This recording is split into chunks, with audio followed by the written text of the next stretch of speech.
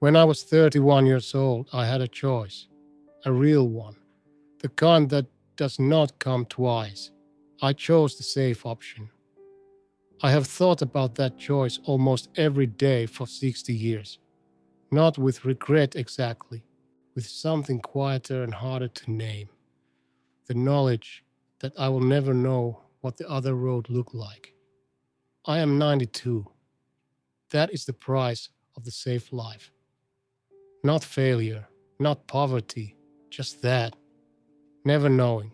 My name is Edward, and I was born in a small city in Ohio in the middle of the last century.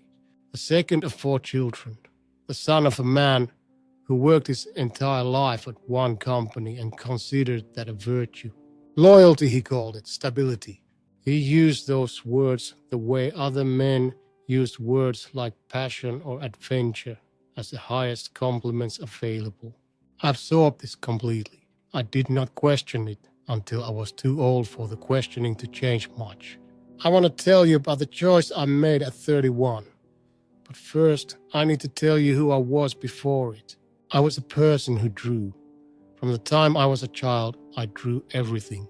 Buildings mostly, not the buildings that existed, but the ones I imagined. Structures that had no practical purpose, that followed rules I invented, that existed only on paper and only because I put them there.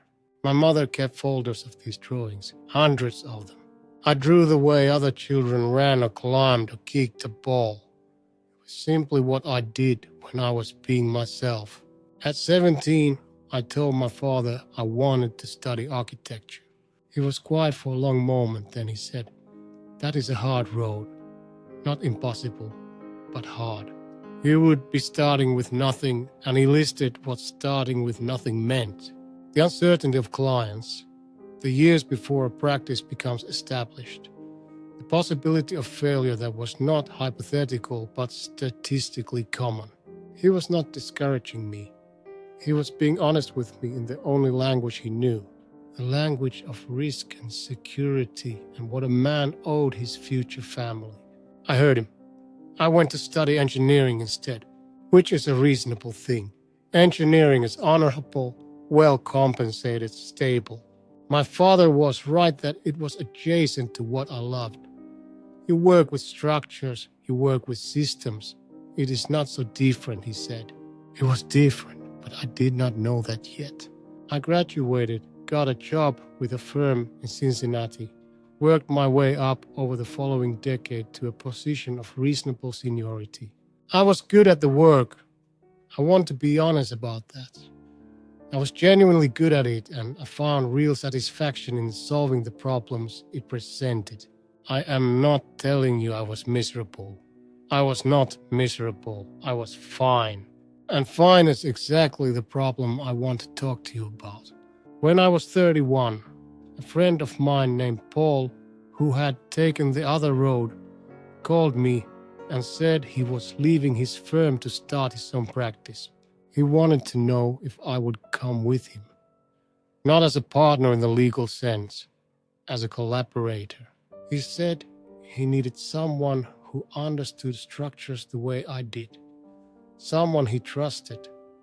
Someone who had spent a decade learning things he had not learned. I remember sitting with that phone call for a week. I remember going for walks and turning it over. I had recently married Margaret. We had just bought a house. The timing was genuinely not ideal. Paul's practice was not established. There was real risk involved. These were not invented reasons. They were true. But here is what I also knew, and what I did not let myself look at directly for very long. The work Paul was describing was exactly what I had wanted to do at 17. It was the road I had not taken, and he was handing it to me a decade late at some cost, but handing it to me nonetheless. I said no. I said the timing was not right.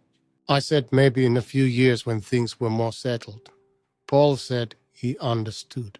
He started his practice without me. Within 15 years, it was one of the more respected small firms in the region. His work was published. He won awards I had read about in trade publications and felt something I could not quite name when I read about them. I told myself I had made the responsible choice. That was true. I had also made the safe choice, and I am only now, 6 decades later, willing to say clearly that those two things are not the same thing. Responsible and safe are not synonyms. I used them as synonyms for most of my life, and the confusion cost me something I cannot calculate precisely but feel with great precision. Here is what the safe life looks like from inside it. Not the version where you are miserable and know it. The version I lived, which is harder to identify because it looks so much like contentment. You wake up on Monday mornings without dread, but also without anticipation. The day ahead is manageable. You know roughly what it will contain. You are competent at what you will be asked to do. There is satisfaction in competence. This is real. I am not inventing it. But there is difference between the satisfaction of doing something well and the satisfaction of doing the thing that is yours. I knew the first kind very well. I did not know the second kind at all. You have conversations at dinner about the children, about the neighborhood, about what needs fixing in the house. These are good conversations. Margaret was a good woman and a good wife, and I am not diminishing what we had.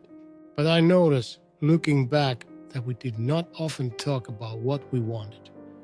Not in any deep sense. We talked about what we needed to do, what needed to happen, what the children required. The wanting, the actual individual desire of each of us for our own lives, sat somewhere underneath those conversations and was rarely invited to the surface.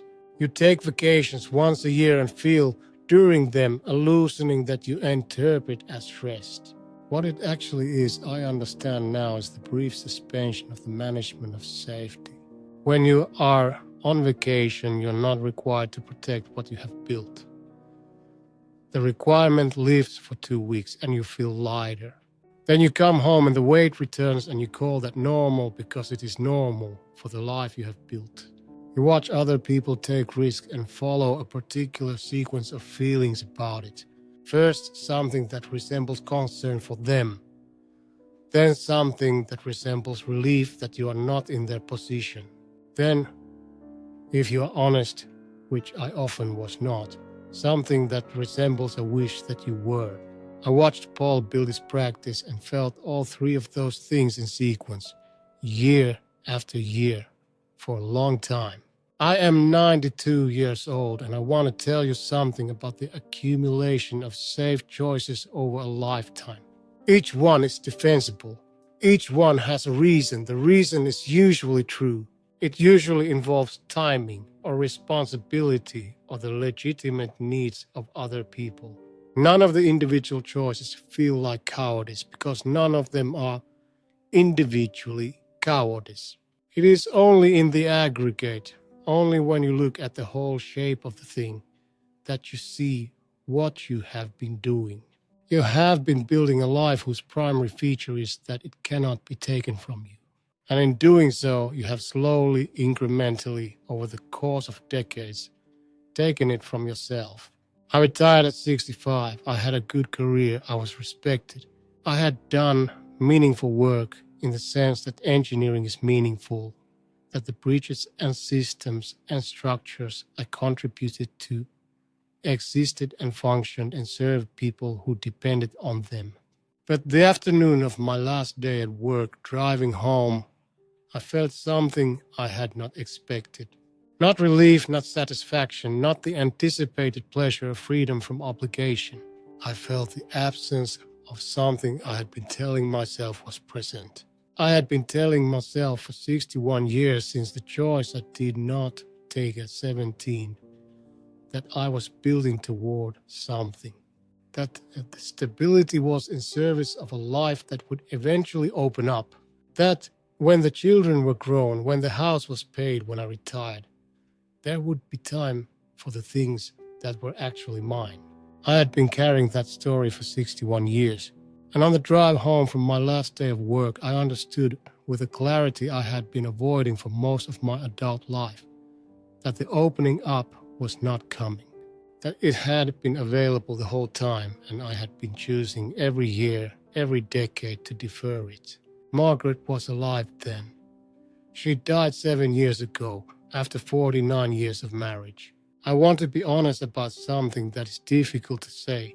We were good partners. We raised our children well. We were loyal to each other and kind to each other and present for each other through illness and difficulty and the ordinary weight of years.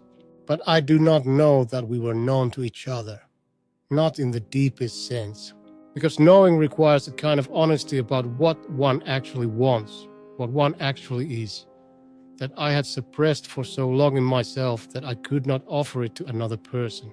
You cannot be truly known if you do not know yourself. And I did not know myself. I knew my function, I knew my role, I knew what I was for. I did not know until very late what I was. I found the drawings when I was clearing out the garage 2 years after Margaret died. My mother had kept them. After she died, they had passed to me without my noticing, boxed with other family papers. I opened the box looking for a document and found several hundred drawings from when I was between 8 and 17 years old. Buildings that did not exist, structures I had imagined, rules I had invented. I sat on the garage floor for 2 hours with those drawings. I am not a sentimental man. I want to be clear about that. I did not weep. I simply sat there and looked at what I had been before the choices began, before the reasonable accumulations of safety, before I learned to manage risk instead of take it. What I felt was not grief exactly, it was recognition. A recognition of something I had always known was there and had been carefully not looking at for 60 years. I started drawing again at 79. Not buildings, anything. I draw every morning now. It costs nothing, serves nothing, produces nothing of any value to anyone. And it is the most honest thing I do each day. The only time when the question of safety does not arise because there is nothing at stake. A drawing is not a career. It cannot be taken from you. It cannot fail. It is just a thing you did because you wanted to. I tell you this not because I want you to feel sorry for me. I do not want that. My life was not a tragedy. My life was a good life by most available measures. I want to tell you this because I think there is something almost invisible about the safe life that makes it very difficult to examine from inside it. It does not announce itself as a problem. It presents itself continuously as the reasonable choice. And it is, each time, the reasonable choice. What it is not, and what I wish someone had said to me plainly when I was 31 years old sitting with Paul's phone call, is that reasonable and right are not the same thing. Here is what I know now that I did not know then. Safety is not neutral. Every choice you make for safety is simultaneously a choice against something else, against the unknown, against the risk, against the version of yourself that might have existed in the other life. You do not experience it as a choice against, you experience it as a choice for. For stability, for your family, for the responsible thing. The against is invisible. It only becomes visible from this end, looking back when the accumulation is complete and the shape of what you chose is finally clear.